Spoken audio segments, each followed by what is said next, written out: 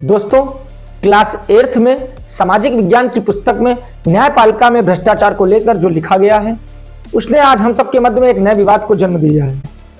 क्या एनसीईआरटी इस देश की नई जनरेशन को न्यायपालिका के प्रति गलत संदेश दे रही है, या फिर यह एक ऐसा कड़वा सच है जिसे स्वीकार कर पाना मुश्किल हो रहा है? सबसे पहले हम जानते हैं कि इस विवाद की शुरुआत कहां से हुई। दरअसल एनसीईआरटी की क्लास 8th की सामाजिक विज्ञान की पुस्तक में एक अध्याय में शीर्षक है जिसका नाम है हमारे समाज में न्यायालय की भूमिका।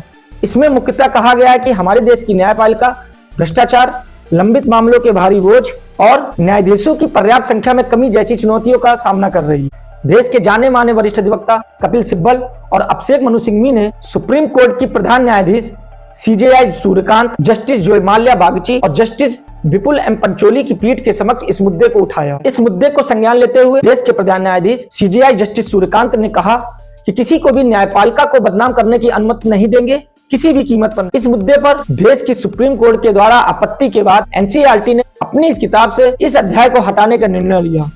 वैसे एनसीईआरटी एक स्वायत्त संस्थान है, लेकिन अपनी पाठ्य पुस्तक में न्यायपालिका में भ्रष्टाचार जैसे विषय को जिस प्रकार से शामिल किया गया उससे एनसीईआरटी पर सवाल उठने लगे। नई शिक्षा नीति के तहत पाठ्यक्रम के निर्माण को लेकर को जांचने, परखने और शामिल करने से लेकर संशोधित करने तक के लिए 3 अलग अलग कमेटी मुख्यतः कार्य करती है, जिसमें पहली कमेटी है पाठ्यक्रम निर्माण कमेटी। इसका काम किसी भी नए पाठ्यक्रम का निर्माण करना है। दूसरी कमेटी, जिसे समीक्षक समिति या रिव्यू कमेटी कहा जाता है, इसका प्रमुख कार्य पाठ्यक्रम निर्माण समिति के द्वारा निर्माण किए गए पाठ्यक्रम को जांचना और परखना होता है।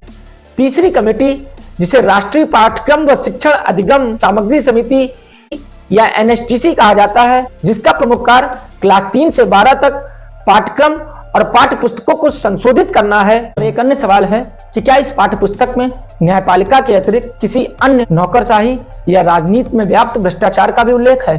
तो जवाब है शायद नहीं।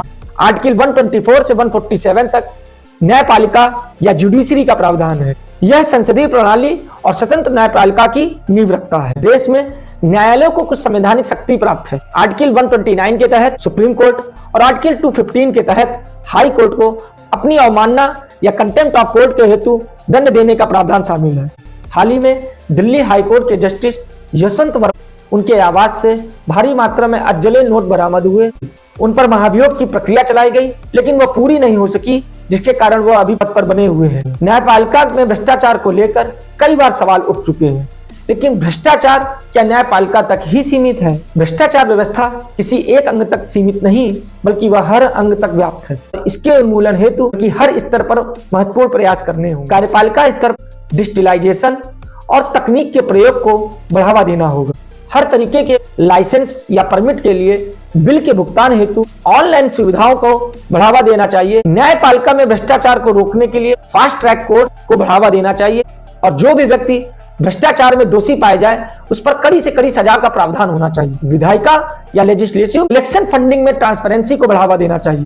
RTI right to information act को और मजबूत किया जाना चाहिए। भ्रष्टाचार के खिलाफ आवाज उठाने वालों को पर्याप्त सुरक्षा मुहैया कराया जाना चाहिए। हम सबकी एक व्यक्तिगत जिम्मेदारी है कि इस समाज से भ्रष्टाचार को पूरी तरीके से दूर किया जाए, चाहे वो किसी भी स्तर पर, किसी भी अंग में या किसी भी जगह व्याप्त हो। मिलते हैं फिर एक नए मुद्दे के साथ, तब तक के लिए नमस्कार।